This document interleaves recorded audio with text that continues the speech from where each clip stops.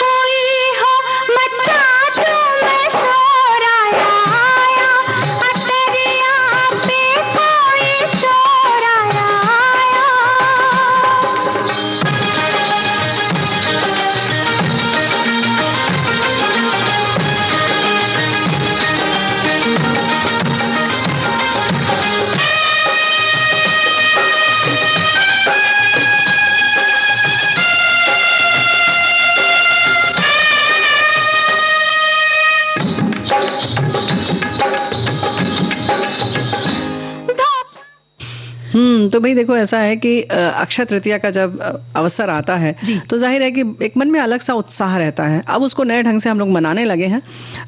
उसका स्वरूप बदल गया, स्वरूप बदल गया, बहुत अलग तरीके का हो गया है, थोड़ा सा नहीं बदला। क्योंकि पहले ये कामना की जाती थी कि अच्छे अच्छे काम जो है वो अक्षुण बने रहें, जो अच्छी पवित्र बातें हैं वो और फैलें, विस्तृत हों। आजकल हम सब चीज सोचते हैं जो भी सुख स्वास्थ्य मिलना वो हमें ही मिले, है ना। खैर ये तो अलग बात है, लेकिन बुंदेलखंड में अक्षय तृतीया से प्रारंभ होकर पूर्णिमा तक बड़ी धूमधाम से उत्सव मनाया जाता है। इसमें कुंवारी कन्याएं अपने भाई, पिता और गांव घर कुटुंब के लोगों को शगुन बांटती हैं, गीत गाती हैं। अक्षय तृतीया को राजस्थान में वर्षा के लिए शगुन निकाला जाता है, वर्षा की कामना की जाती है। इसमें भी लड़कियां जाती हैं, घर घर जाकर गीत गाती हैं, लड़के पतंग उड़ाते हैं। यहाँ इस दिन 7 तरह के अन्नों से पूजा की जाती है। अन्न से मतलब मालवा में नए घड़े के ऊपर खरबूजा और आम के पल्लव रखकर पूजा होती है। ऐसा माना जाता है इस दिन कृषि कार्य का आरंभ किसानों को समृद्धि देता है। जी, तो ये देखिए ना, रीति रिवाज के जो तरीके हैं ये कहीं ना कहीं शुभ कार्य को तो संकेत करते ही हैं। और जैसे ये घर घर जाना, गीत गाना, यही अपने आप में कितना सुंदर और माहौल कितना अच्छा हो जाता होगा। तो इसी तरह देखिए एक और है बुआ संदेश की अक्षय तृतीया में हमारे यहाँ पर पुरखों के नाम से मटके की पूजा कर उसमें पानी भरकर और अपनी श्रद्धा के अनुसार दान दिया जाता है। सत्तू गुड़ अवश्य देते हैं। हम लोग आज से ही आम खाना शुरू करते हैं, मतलब अब शुरू करेंगे। और छत्तीसगढ़ में गुड्डे गुड़िया की शादी भी की जाती है। बच्चों का खेल है एक तरह का, लेकिन वो उसमें परिवार जब सब मिल जाता है ना, तो वही देखिए छोटा सा जैसे कोई जलसा हो जाता है, उत्सव का माहौल हो जाता है, समारोह हो जाता है घर में। ये सब बहाने हैं। गर्मी की छुट्टियां जैसे भी होती थी तो शायद इसीलिए गुड्डे गुड़िया का खेल शुरू हो जाता है कि चलो आज से खेलते हैं। अक्षय तृतीया आखा तीज बैसाख मास में शुक्ल पक्ष की तृतीया तिथि को कहते हैं। पौराणिक ग्रंथों के अनुसार इस दिन को जो भी शुभ कार्य किए जाते हैं उसका अक्षय फल मिलता है। इसी कारण इसे अक्षय तृतीया कहते हैं। वैसे तो सभी 12 महीनों की शुक्ल पक्षीय तृतीया शुभ होती है, किंतु वैशाख माह की तिथि स्वयं सिद्ध मुहूर्तों में मानी जाती है।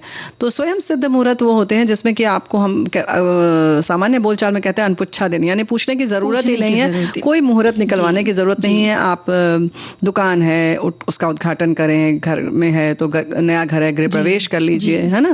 पहले तो बहुत शादियां होती थी बुआ, है ना। अभी ये हो गया कि बच्चे क्योंकि बाहर रहते हैं, कोई कहाँ तो सबके समय के अनुसार देखना पड़ता है। देते हैं। अब आजकल शादियां भी ऐसे बड़ी बड़ी वो कहते हैं ना रिसोर्ट और बगीचों में होने लग गए, तो उसकी बुकिंग देखी जाती है। लेकिन पहले तो बस ये तिथि देख के और शादियां हो जाती थी। तो ये खास दिन होता है। इस समय बहुत सारे जैसे कि कह सकते हैं एंगेजमेंट वगैरह भी कर ली जाती है, गोद भरना है, ये सब चीजें जो है उसमें आज का दिन जैसे लिखा है स्वयं सिद्ध है। तो ये सब जानकारी हमारे साथी दे रहे हैं और भी बहुत सारी दी है।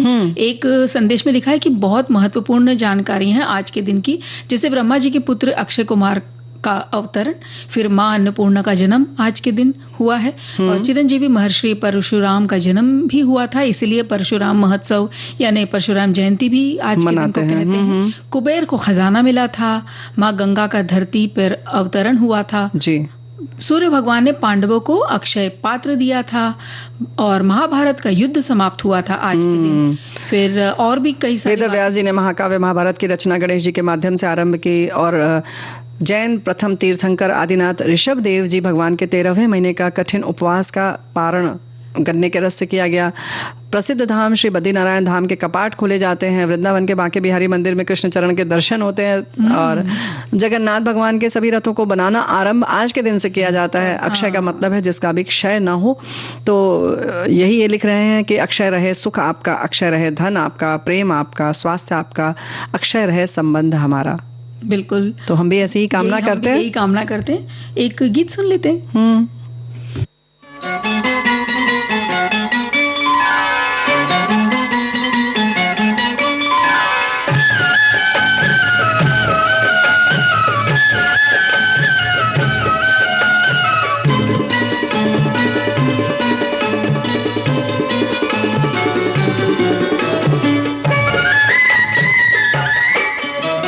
मैं वही दर्पण वही, मैं वही दर्पण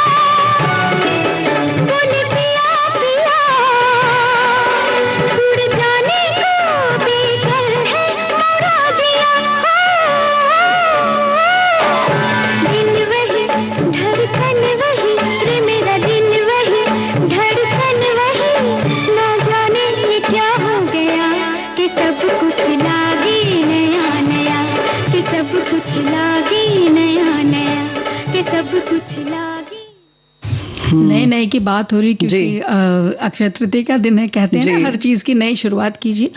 और शुरुआत तो बहुत सारी बातों की करेंगे बुआ, एक छोटा सा अंतराल लेते हैं और तुरंत वापस आते हैं जी।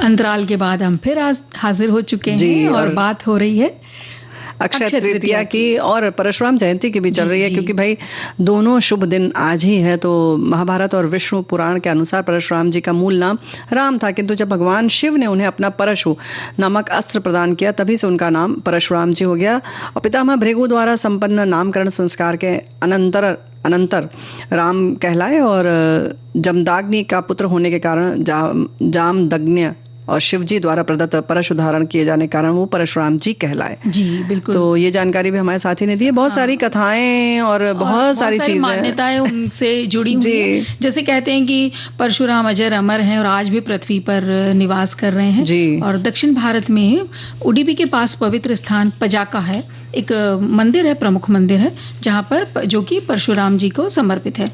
भारत के पश्चिमी तट पर भगवान परशुराम को समर्पित अनेक वहां पर मंदिर हैं। और कल्कि पुराण में भी ये कहा गया है कि परशुराम भगवान विष्णु के 10वें और अंतिम अवतार हैं और ये कल्कि के गुरु होंगे। जी गुरु बनेंगे ये भी युद्ध की शिक्षा देंगे, यही हमारे साथी भी लिख रहे हैं। और वे ही कल्कि को भगवान शिव की तपस्या करके उनके दिव्यास्त्र को प्राप्त करने के लिए कहेंगे जी।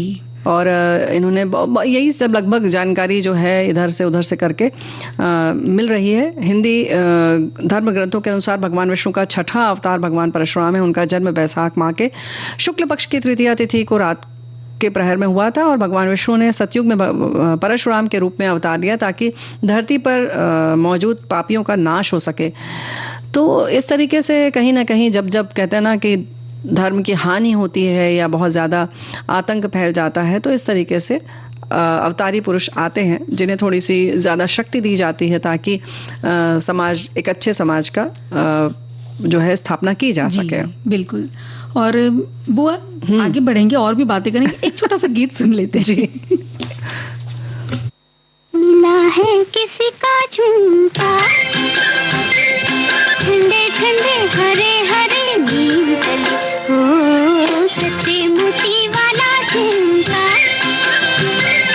ठंडे ठंडे हरे हरे नीम तले, सुनो क्या कहता है झुमका,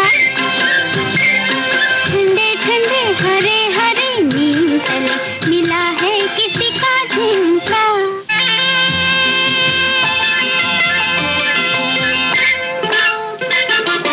प्यार का हिंडोला यहाँ झूल गए नैना, सपने जो देखे मुझे भूल गए नैना, प्यार का हिंडोला यहाँ झूल गए नैना, सपने जो देखे मुझे भूल गए नैना, हाय रे बेचारा झुमका, ठंडे ठंडे हरे हरे नीम तले, ओ मिला है किसी का झुमका।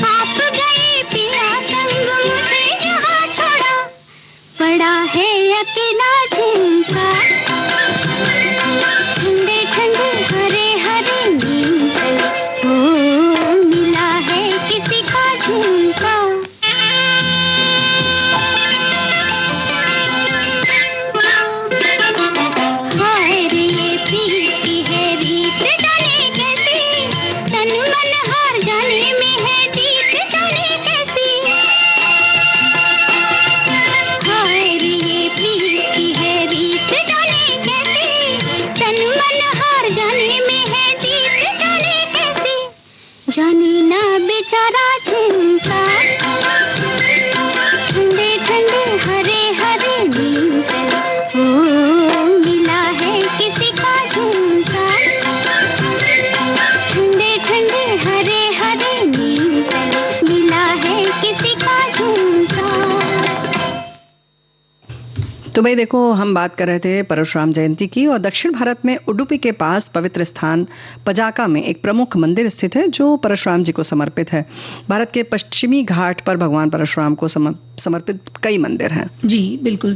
और ये भी कहते हैं कि रामायण के अनुसार जी देवी सीता और भगवान राम के विवाह समारोह में परशुराम जी का आगमन हुआ था। हाँ हाँ, और बहुत लंबा प्रसंग है। जी, वो बहुत बड़ा प्रसंग है। और वो विष्णु भगवान के 7वें अवतार श्री राम जी से उनकी भेंट भी हुई थी।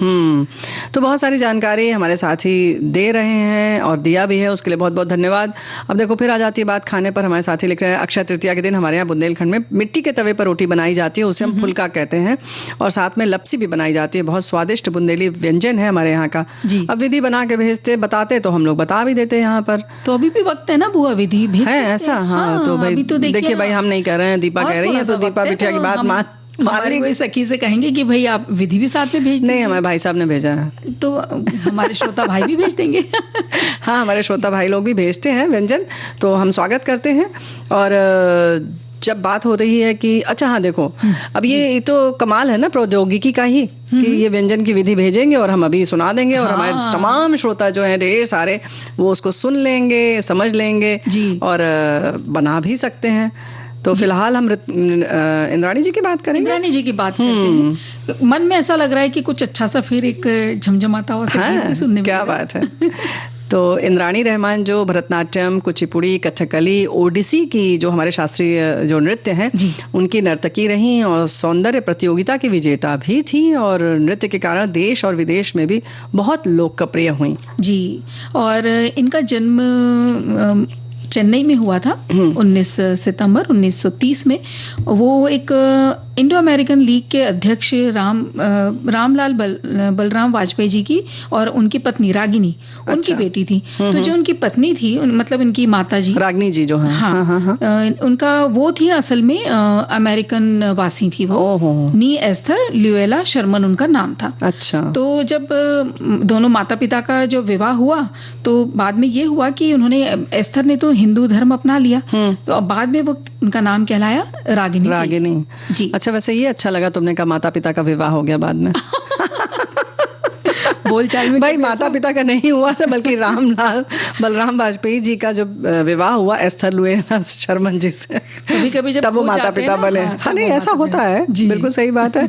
और इंद्राणी का जन्म जैसे तुमने बताया कि चेन्नई में हुई, इस जोड़े के घर में हुआ, और एक मिश्रित संस्कारों वाले घर में पली बढ़ी, तो उसी तरीके से उनका पालन पोषण हुआ, और माँ ने उन्हें आत्मनिर्भर होना बताया, स्वतंत्र होना सिखाया, और सौंदर्य प्रतियोगिताओं में भाग लेने के लिए प्रोत्साहित भी किया। और देश भर से बहुत कम प्रतियोगिताएं जो होते थे, प्रतियोगी इसमें जाते थे, क्योंकि बहुत अच्छा नहीं माना जाता था, और थोड़ा सा एक संकोच भी था लोगों के मन में। तो लेकिन इन्होंने अपने परिवार को राजी किया, और परिवार वाले भी राजी थे। फिर वर्ष 1952 में मिस इंडिया का ताज इन्हें पहनाया गया। तो सोचो 1952 में ताज पहनना मिस इंडिया का बहुत बड़ी बात थी। और ये एक और खास बात है, वो उस वक्त वो विवाहित थी और एक बच्चे की माँ भी थी। क्या बात है। तो कितना अपना ध्यान भी रखती होंगी। और कहते हैं ना, जो नृत्य करती हैं, हाँ, तो उनके जो शरीर रहता है वो सुडोल रहता है, लचीला भी रहता है। बिल्कुल सही बात। रियाज भी वो बहुत किया करती थी। जी, अगर वो छोड़ देती तो उतनी ही मोटी भी हो जाती। ये बात भी है। जी, 1947 में इंद्राणी ने हमारे देश के प्रमुख नृत्य और कला समीक्षक उस वक्त के डॉक्टर चार्ल्स फैब्रिका, उनका ध्यान इंद्राणी पर गया, क्योंकि वो बहुत अच्छा नृत्य करती थी। तो उन्होंने कहा कि तुम उड़ीसा जाओ और ओडिसी शास्त्रीय नृत्य को सीखो, जिससे वो ओडिसी जो सीखने की वाली एक प्रोफेशनल पहली नर्तकी बनी है। और उनके गुरु देवा प्रसाद दास जी से 3 साल तक ओडिसी सीखने के बाद उन्होंने अपने देश और दुनिया के विभिन्न हिस्सों में प्रदर्शन किया और इसे लोकप्रिय भी बनाया जी। यानी व्यावसायिक तौर पर सीखा और उसका प्रचार प्रसार भी खूब किया जी। और 1952 में जैसे कि पहली बात हुई कि वो मिस इंडिया बनी, उसके बाद कैलिफोर्निया के लॉन्ग बीच में आयोजित हुआ था एक मिस यूनिवर्स इसी साल 52 में ही। वो मिस यूनिवर्स पेजेंट की प्रतिस्पर्धा में भी वो बहुत आगे हिस्सा लिया था उन्होंने। हर समय उनकी माँ उनके साथ यात्रा करती थी और पूरे दुनिया में जब भी वो कोई भी प्रदर्शन करती थी, माँ उनके साथ में रहती थी। और 1961 की बात है, वो एशिया सोसाइटी द्वारा राष्ट्रीय दौरे पर भी गई। वहां उन्होंने अपनी पहली प्रस्तुति दी थी। वॉशिंगटन डीसी फिर में पंडित जवाहरलाल नेहरू तत्कालीन प्रधानमंत्री जी जो थे, उनकी आधिकारिक यात्रा के दौरान अमेरिकी राष्ट्रपति जॉन एफ कैनेडी के समक्ष भी इन्होंने नृत्य का प्रदर्शन किया। बाद के वर्षों में सम्राट हैली सेलासी, महारानी एलिजाबेथ द्वितीय और माओ त्से तुंग, निकिता खुश्चेव और फिलिप क्रास्तो के लिए भी उन्होंने प्रदर्शन किया। यानी कि बहुत विख्यात थी ये, और नृत्य का उनकी जो प्रतिभा थी वो काफी निखरी हुई थी, प्रवीण थी उसमें। तो जाहिर है तभी ये इतने सुनाम धन्य लोगों के सामने उनका प्रदर्शन हुआ जी। और 1976 में न्यूयॉर्क के Lincoln centre for the performing arts, इस स्कूल में नृत्य विभाग की वो सदस्य भी बन गई। और 1976 में ही न्यूयॉर्क में जाके बस भी गई थी और उन्होंने हार्वर्ड सहित विभिन्न अमेरिकी विश्वविद्यालय में पढ़ाया भी, और अपने बाद ही के जो 2 दशक संयुक्त राज्य अमेरिका में बिताए। साथ ही बहुत बड़े पैमाने पर भ्रमण उन्होंने किया जी। 15 साल की उम्र में उन्होंने प्रसिद्ध वास्तुकार हबीब रहमान से शादी की थी। और हमारे साथी ने भी जानकारी लिखकर भेजी है कि उन्हें पद्मश्री से सम्मानित किया गया जी। और फेमिना मिस इंडिया तो बनी ही थी, साथ में उन्हें संगीत नाटक अकादमी अवार्ड से भी नवाजा गया है। और 1999 5 फरवरी को न्यूयॉर्क में उनका निधन हो गया था। तो एक बढ़िया सा गाना। देखो भाई, शास्त्रीय नृत्य की जब बात आती है तो ये बहुत समझना जरूरी है कि किस तरह से रियाज कितना जरूरी है, और उसकी भाव भंगिमाएं जो हैं या जो पद संचालन है, ये सारी चीजें जो है हमारे देश के हर नृत्य, चाहे वो कुचिपुड़ी हो, चाहे वो जो भी इन्होंने नृत्य शैली अपनाई, कथकली हो, ओडिसी हो, कुचिपुड़ी हो, भरतनाट्यम हो, यहाँ तक कि कथक भी जो हो ना, तो उसमें इस तरीके से हर चीज पर ध्यान रखना बहुत जरूरी है। सुर, लय, ताल और आपके हाव भाव, तो मुद्राएं जो है वो कितनी महत्वपूर्ण है। तो सब कुछ मिलकर भी कहते हैं कि जो शास्त्रीय नृत्य है ये एक प्रकार का गणित है। इसमें वैसा ही जैसे 2 को जब जोड़ो 2 तो 4 बनता है, ऐसे ही इसकी भाव भंगिमाएं या इसके जो पैर का चलन है, गिनती है जी, वो वैसे ही होना चाहिए जैसे सिखाए जाते हैं। हाथ का एंगल कितना होना चाहिए, आंखें की या नजर कितनी दूर तक जानी चाहिए, यानी कि पूरा का पूरा, वैसे भी कहते हैं कि व्याकरण है, और तो इस व्याकरण को समझना बहुत जरूरी है। फिलहाल हम ये गीत सुनते हैं जी।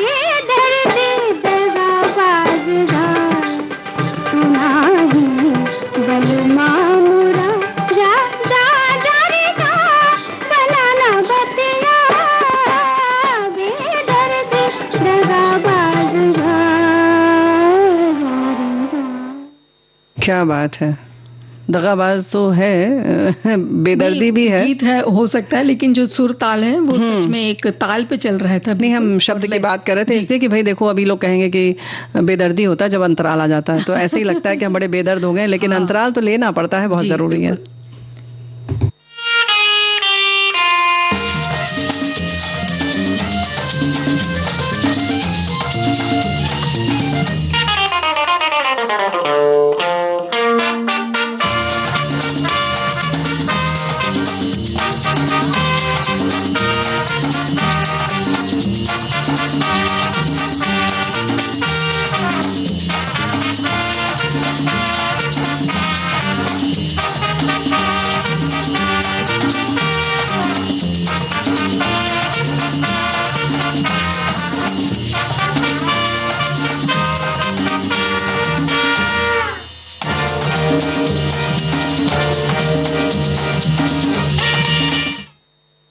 अंतराल के बाद हम फिर आ गए हैं बुआ, और ये दगाबाज नहीं, ये बहुत साथ दे रहे हैं हमारा। बिल्कुल सही बात है, यही तो हम भी कह रहे हैं कि जो आज दिवस है, कई दिवस हैं, 2 हमने मनाया और एक कल है, परसों भी है कुछ जी। तो ये आप बताइए कि परसों क्या है, हम देखते हैं कि क्या आप बता पाते हैं कि नहीं बता पाते हैं, आपको याद भी है कि नहीं? बिल्कुल याद है बुआ। नहीं, हम तुमसे नहीं पूछ रहे हैं, हमारे श्रोता हमें बताएंगे और क्या। अच्छा, तो फिर थोड़ा रुक जाते हैं, हाँ, लेकिन कार्यक्रम तो आगे बढ़ाना है ना। अच्छा, हमें लगा रुक जाते हैं, तो हमने कहा रुक ही जाते हैं। ऐसा वाला नहीं, ऐसा वाला ये बताने वाला। अच्छा, बताना रुक देते हैं, लेकिन बताना रोकते हैं। बिल्कुल सही बात है।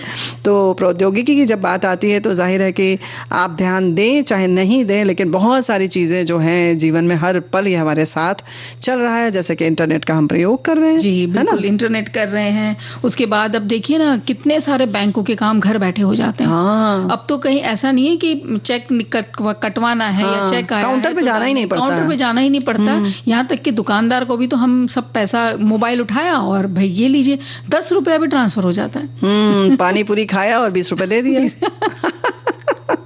नहीं तो भाई बड़ी दिक्कत होती थी। अब जैसे ऐसी चीजें खाने के बाद, हाँ जैसे में थोड़ा सा मिर्च विर्च लग गई या उसके बाद आपने पर्स खोला तो दिक्कत तो होती थी। अब ऐसे बस दिखाया फोन को और हो जाता है, काम हो जाता। तो ये ऐसे क्षेत्र हैं। डिजिटल बैंकिंग की बात हो गई, और खास तौर से कोरोना के समय जब बहुत संक्रमण की दिक्कत थी, संक्रमण का भय था, तब इस तरीके के जब भुगतान हो रहे थे या बाकी काम हो रहे थे, तो बड़ी सुविधा समझ में आई कि ये सब चीजें जो हैं वो बड़ी आसान हो गई हैं। जी, है ना। डॉक्टर को भी दिखा देते थे, वो वीडियो कॉलिंग करते थे या कुछ अलग अलग तरह की मीटिंग्स रखते थे और उसमें बता देते थे। डॉक्टर बोलते थे दिखा दो क्या, कैसी स्थिति, रिपोर्ट क्या आई, रिपोर्ट क्या आई, सब समझ लेते थे। अरे बच्चों की तो पूरी पढ़ाई इसी पर हो गई, सिर्फ इसी के बदौलत। साल के ऊपर पढ़ लिए बच्चे।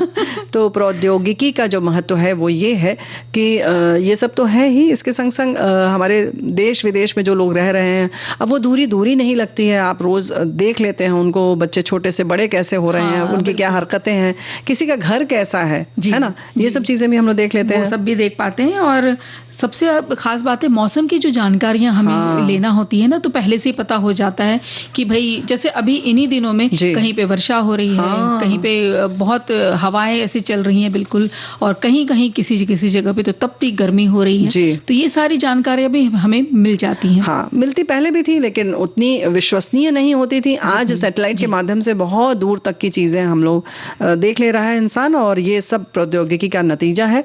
तो 11 मई 1998 में भारतीय सेना की पोखरण रेंज में सफलतापूर्वक परमाणु मिसाइल परीक्षण करने की गौरवपूर्ण उपलब्धि हासिल हुई थी, और 98 की इसी ऐतिहासिक घटना के बाद है कि हमारे देश के पूर्व प्रधानमंत्री स्वर्गीय श्री अटल बिहारी वाजपेयी जी ने भारत को पूर्ण परमाणु देश घोषित किया, और 99 से जो है 11 मई को राष्ट्रीय प्रौद्योगिकी दिवस के रूप में मनाया जाने लगा।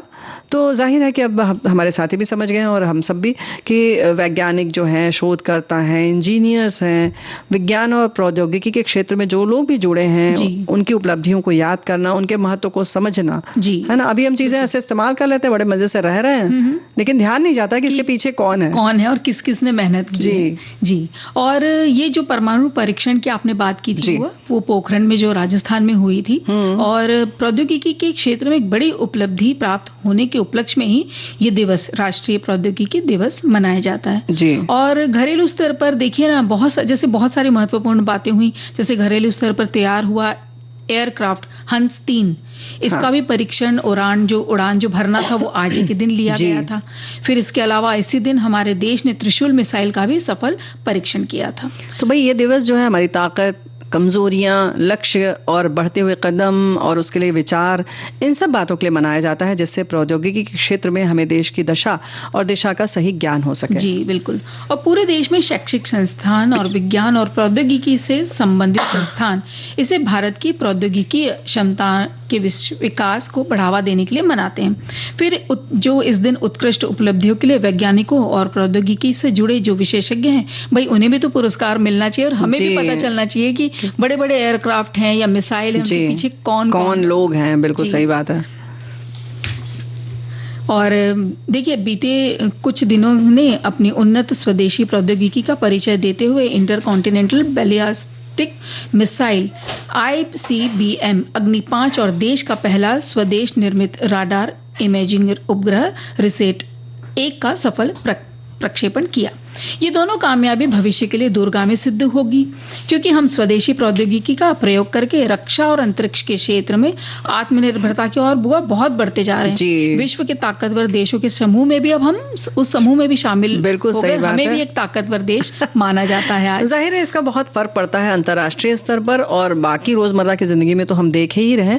भविष्य में हमारा देश भी उन सब ताकतों को और बड़ी टक्कर दे सकेगा जो साधनों की बहुलता के चलते प्रगति कर रहे हैं, क्योंकि हमारे पास जो है प्रतिभाएं बहुत है। हमारा देश इस मामले में बहुत संपन्न है। हमारी सोच जो है वो सकारात्मक है। ठोस रणनीति के साथ हम लगातार अपनी प्रौद्योगिकी जरूरतों को पूरा करने की दिशा में आगे कदम बढ़ाते जा रहे हैं, और हम खुद अपने नीति नियंता बन चुके हैं। दूसरे देशों पर किसी तकनीकी हथियार या उपकरण के लिए बहुत हद तक हम आत्मनिर्भर हो चुके हैं। जी, और देखिए इसी तरह से संदेश आए हैं, बहुत सारे संदेश आए हैं, है ना? सबने बताया कि हमारे दैनिक जीवन का एक अनिवार्य हिस्सा बन चुका है प्रौद्योगिकी। इसके बिना कोई भी काम नहीं किया जा सकता। संचार प्रौद्योगिकियों, internet, smartphone, application, smart device, computer और कितने ही उपकरणों ने हमारे जीने के तरीके को बदलने में योगदान दिया है, दुनिया को अधिक कनेक्टेड और सहयोगी बनाया है। ऐसे ही लिख रहे हैं हमारे साथी कि आजकल प्रगमन, बढ़वार, विकास और लगातार सुधार का अर्थ है। यदि समाज और मनुष्य को एक समान एक परत से किसी वरिष्ठ परत की ओर चलना है तो प्रौद्योगिकी का उपयोग करना बहुत जरूरी है। मानव हमेशा अपने जीवन को सुखमय बनाने का प्रयास करता रहा है, सुखमय के संग संग खुशहाल बनाने का भी प्रयास करता रहा है ना। तो गीत भी सुनते चलते आगे। बिल्कुल, चलिए।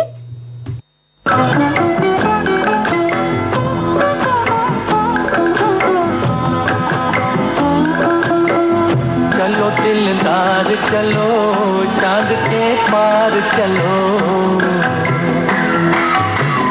हम भी तैयार चलो, चलो दिलदार चलो, चांद के पार चलो, हम भी तैयार चलो,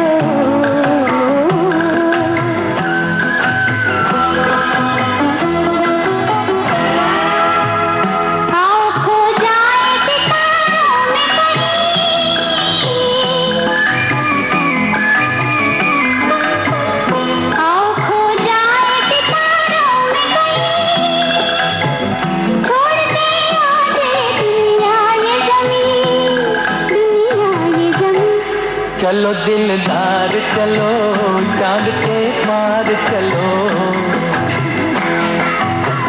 हम भी तैयार चलो,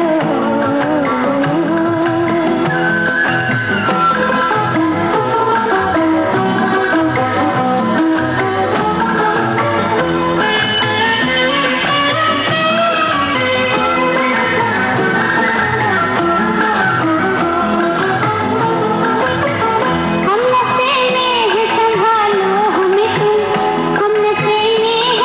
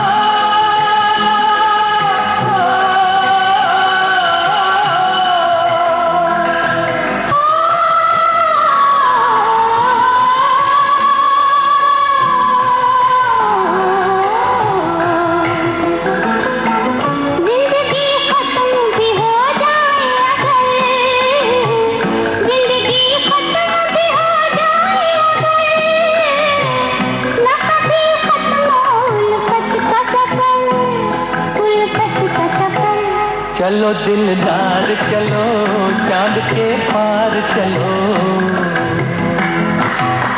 हम भी तैयार चलो, चलो दिलदार चलो चांद के पार चलो, हम भी तैयार चलो। तो टेक्नोलॉजी के सफर में हम भी चलते हैं, आगे बढ़ते हैं। तुम तो उड़ा ले गई चांद के उस पार। क्या बात है, ये सही रहा। हाँ, है ना? देखिए ना, ऐसा नहीं मन करता है कि भाई अंतरिक्ष में उड़ते तो जाते हैं, वो तो वहां तो सारे साइंटिस्ट चले जाते हैं, हमें कब जाने मिलेगा, कब जाने को मिलेगा।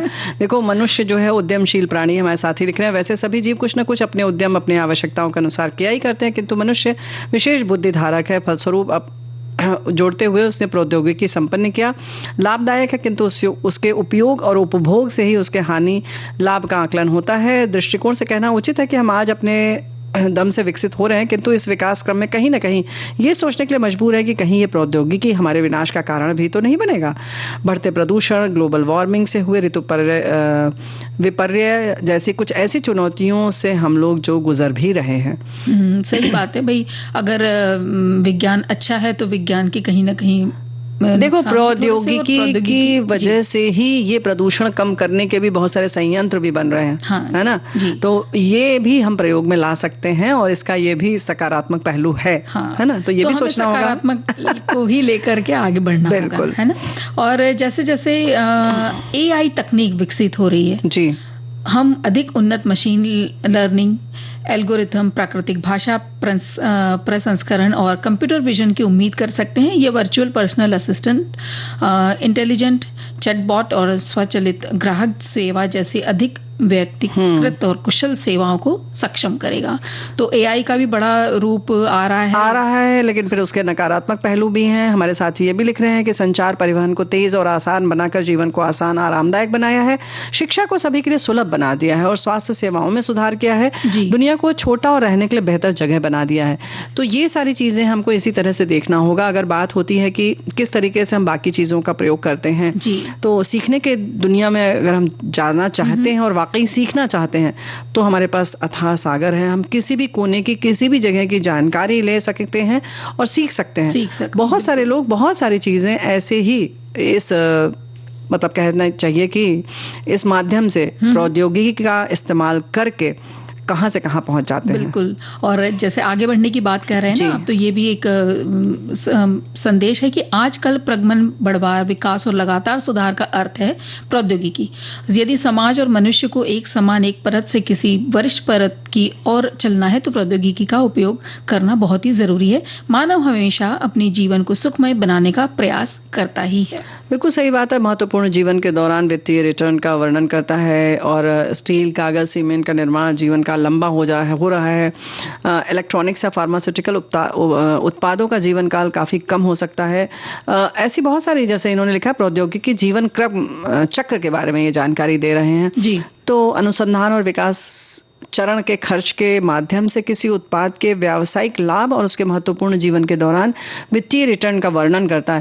तो ये इन्होंने बड़ी क्लिष्ट सी बात है, लेकिन कठिन सी बड़ी टेक्निकल बात लिखी है जी। तो कुल मिलाकर जो है, हम किस तरह से हम जीवन में रोजमर्रा में इसका प्रयोग कर रहे हैं और कैसे हमारे लिए लाभदायक है और कैसे और अपना जीवन उन्नत हम कर सकते हैं, इसकी दिवस जो है वो तो कल है, लेकिन इस बात पर इसका महत्व तो समझना ही पड़ेगा ना। बिल्कुल। और क्या समझे अभी, और समझना है कि गीत सुनना है। गीत सुना दो, एकदम हम व्यंजन बताते हैं। हमारे एक साथी ने बड़ी प्यारे अच्छी सी रेसिपी लिखकर भेजी है। ठीक है बुआ, चलिए एक गीत सुन लेते हैं।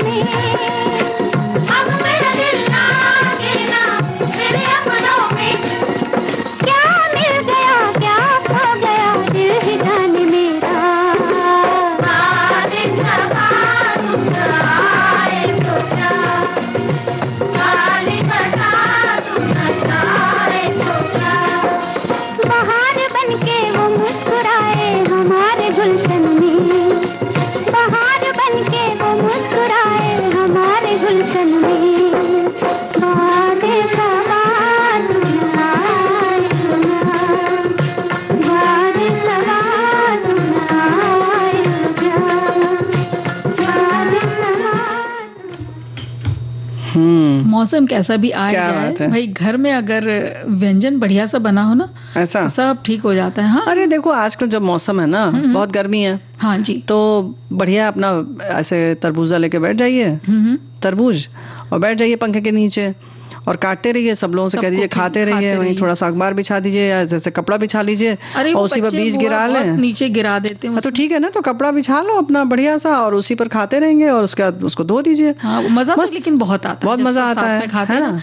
हमें लगता है इतना बड़ा तरबूज, या कभी कभी दो दो तीन तीन ले आते हैं ना घर में कि सस्ता मिल रहा था, ले आए, और हम चिल्लाते हैं इतने सारे क्यों ले आए, लेकिन जब काटो और सबको दो मजा आ जाता है।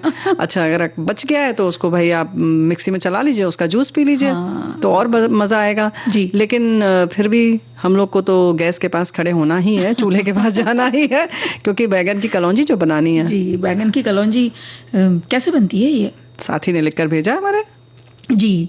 तो पतले वाले बैंगन को बीच से चीरा लगाकर लंबाई में काट लें, इसकी डंडियों को लगे रहने दें, मतलब ऊपर जो डंडी रहती है, और कट करने से पता चल जाता है कि बैंगन में कीड़े हैं या नहीं। इन्हें नमक वाले पानी में डालकर छोड़ दें। मसाले बैंगन के हिसाब से काली पीली सरसों, धनिया का पाउडर, जीरा, लहसुन, हरी मिर्च, नमक, अमचूर, हल्दी, ये सब अनुपात से मिलाकर मसाला तैयार कर लीजिए। कढ़ाई में तेल राई का तड़का डालें, मसाले को भुनें। मसाले को ज्यादा नहीं भुनना है, बस उसका कच्चापन दूर हो जाए, इतना ही। फिर बैंगन को पानी में निकाल कर कपड़े से पोंछकर और उसको बीच में से जो काटा था, चीरा था, उसमें मसाले भर देना है। कढ़ाई में थोड़ा ही तेल डालें, तेल गर्म हो जाए तो मसाले भरे हुए बैंगन को डाल देना है। हाँ। और फिर आंच को धीमा करके ढक के थोड़ी देर के बाद फिर उसको रख के फिर उलट पुलट भी करते रहना है जी जी। और क्योंकि जब जैसे जैसे ये पकने लगेगा तो बैंगन का रंग बदलता जाएगा। तो इन बैंगनों को निकाल लें और फिर चावल दाल पर सूखी कलौंजी, ये सूखी कलौंजी खाई जाती है, ये इस तरह से इसको सूखी कलौंजी बोली जाती है जी। हाँ, तो ये लिख रहे हैं कि आप रोटी के साथ भी खा सकते हैं। इन्हें मसाले में थोड़ा सा पानी मिलाकर ग्रेवी तैयार कर लें और तले हुए बैंगन को मिला लें। ये भी चावल के साथ अच्छे लगते हैं। हमारे घर में गर्मी के दिनों में सरसों वाले मसाले सब्जियों में ज्यादा इस्तेमाल होते हैं। बैंगन, भिंडी, करेला, सहजन, केला, इन सब्जियों में सरसों के मसालों का प्रयोग होता है। इसे ठंडा मसाला कहते हैं। हाँ, अच्छा भाई देखो दीपा, ऐसा है ना कि इन्होंने जैसे लिखा कि उसको भून लें। हम लोग ऐसा करते हैं कि एक कटोरी में अलग से आप थोड़ा सा अमचूर पाउडर ले लीजिए, धनिया पाउडर ले लीजिए, हींग डाल लीजिए उसमें क्योंकि बैंगन है, और इसके संग संग सौंफ हम लोग डालते हैं, कलौंजी डालते हैं, इसलिए कलौंजी कहते हैं इसको। थोड़ा सा मेथी भी दरदरा करके डाल लीजिए, थोड़ी अदरक डाल लीजिए, हरी मिर्च डालिए, लाल मिर्च डालना चाहे तो आप लाल डालिए, हरी नहीं भी डाल सकते हैं आप। और ये सब चीजें डालकर थोड़ा मसाला, सब चीजें जैसे अगर आप जिस सब्जी में डालते हो, जैसे जितना सूखा धनिया या हल्दी, तो उन सबका डबल कर लीजिए आप, दुगना करेंगे। हाँ, तभी स्वाद आता है। और इन सबको कच्चा ही रहने देते हैं हम लोग ऐसे बनाते हैं। और उसका उसमें चाहे तो आप 4-6 बूंद तेल की डाल दीजिए या 1 छोटा चम्मच डाल लीजिए और उसको सब मिला लीजिए अच्छे से। इसी में नमक भी पड़ जाएगा। ठीक है, अब ये जब सब पड़ गया तो इसके बाद आप इसको मिला लीजिए अच्छे से और सब बैंगन में जो है भर लीजिए। बैंगन अगर थोड़े से मोटे हैं तो हम क्या करते हैं, अंदर एक चीरा जो लगाते हैं उसमें साइड में भी चीरा लगा देते हैं। अच्छा। जो 2 फाक होती है ना, उसके साइड में भी डाल देते हैं, तो अच्छे से मसाला भर दीजिए। हाँ, और बच्चों को अगर बैंगन नहीं पसंद है तो इसी में आलू भी जो है ना, आलू भी आप थोड़े से बड़े पीस के पतले, लेकिन और उसमें भी बीच में चीरा लगा के उसमें भी थोड़ा थोड़ा मसाला भी अगर भर देंगे आप, तो वो जो आलू बनते हैं वो बहुत क्रिस्पी और बहुत स्वादिष्ट बनते हैं। और वो बच्चों को बहुत अच्छे लगते हैं। भरवा आलू की तरह। हाँ, अगर भरवा नहीं, उसमें मसाला नहीं भी भरा है तो उसमें इतने जो मसाले होते हैं निकल जाते हैं, वो अच्छे से लिपट जाता है उसमें, तो वो बड़ा ही स्वादिष्ट। और आजकल जो पैन आता है ना फ्लैट तली वाला, उसमें आप तेल डाल दीजिए, गर्म हो जाए तो इसमें सब बैंगन रख दीजिए और थोड़ा थोड़ा घुमा के उसको सेकते रहिए, बढ़िया बन जाता है। बढ़िया, तो वो एकदम क्रिस्पी भी हो जाएगा, क्रिस्पी होता है। गर्मी का दिन है, जल्दी खराब नहीं होता है क्योंकि इसमें पानी नहीं डाला जाता है। तो कुल मिलाकर ऐसे बैगन की कलौंजी ऐसे ही परवल की बनती है, ऐसे ही आप करेले की, हाँ, टिंडे की बना सकते हैं, किसी की भी बना सकते हैं। भाई ये तो हो गई नमकीन यानी सब्जी वाली बात। अब जब आँच के सामने खड़ाई होना है तो एक ये ना ले लें कुछ अच्छा सा मीठा बनाए, क्योंकि ऐसा अक्षय तृतीया, कुछ तो अच्छा बनना चाहिए। देखो ऐसा है, वैसे हमारी साथी लिख रहे हैं कि चने की दाल को भिगो कर रखे, पीसते वक्त जीरा हरी मिर्च डालकर दरदरा पीसते हैं और कैरी कद्दूकस करके डाले नमक, थोड़ी सी चीनी डालें, फिर ऊपर से राई जीरा हींग का तड़का लगाकर खाएं और खिलाएं। चने की दाल को भिगो कर रखें, क्या समझ में नहीं आया, इसको कैसे पीसते हैं? वो जो पूरा अक्खा चना होता है। हाँ, तो फिर उसके बाद कच्चा खाना है क्या? इन्होंने तो लिखा ही नहीं है ना तलने के लिए। हाँ, ये तलने के लिए तड़का लगा कर खाएं और खिलाएं। अच्छा, ऐसा भी हो सकता है भाई? ये भी हो सकता है, शायद बनता होगा उनके घर में, हो सकता है। लेकिन हम बात कर रहे थे बुआ एक क्या मीठा? तो हमें समझ में आ रहा है तुम्हें मीठा पसंद है, तो मीठा बताओगे। चलो बताओ। ये गेहूं का खिचड़ा बनता है। हाँ, ये तो हमारे साथी भी लिख कर भेजा है। तो ये खिचड़े का जो गेहूं है ना, वो कहीं बाजार में तैयार आजकल मिलने लगा, ना भी मिले तो आप रात को भिगो दीजिए। अच्छा, पूरे आंखें दाने गेहूं के, तो वो ऊपर के थोड़े छिलके निकलने लग जाएंगे। तो दूसरे दिन सुबह आप इसको मिक्सर में थोड़ा सा, बिल्कुल हल्का सा इसको चलाना है। अच्छा। तो जो ऊपर का जो सतह है वो बाहर निकल जाएगी, उसको बाहर निकाल दीजिए। फिर वापस से गेहूं को मिक्सर में डालिए। ऐसे 2-3 बार करना है। तो ये तो गीला रहेगा, तो उसको आप हाथ से हल्का हल्का निकाल दो। ऐसे मसलते जाएंगे ना तो निकलता जाएगा।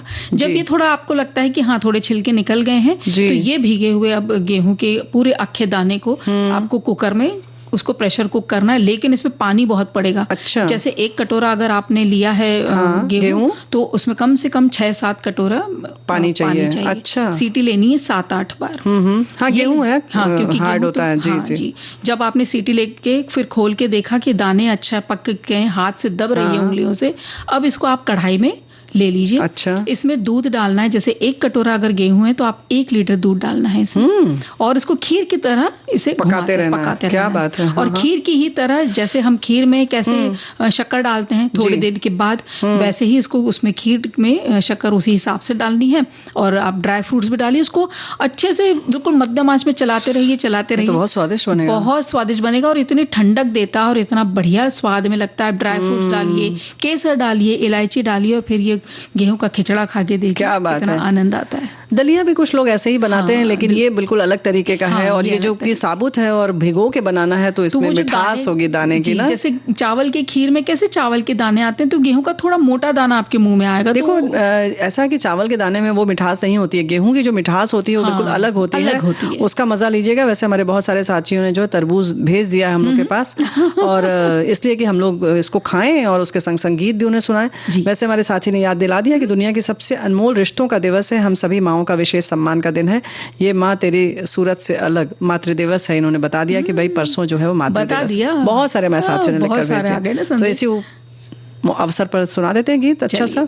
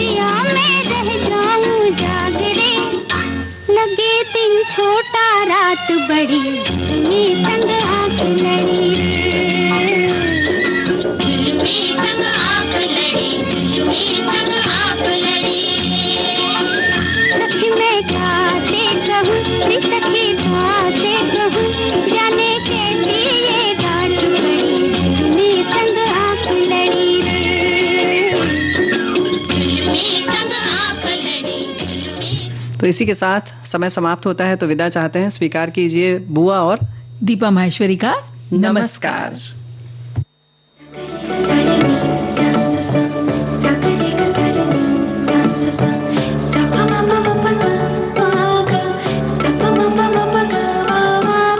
सखी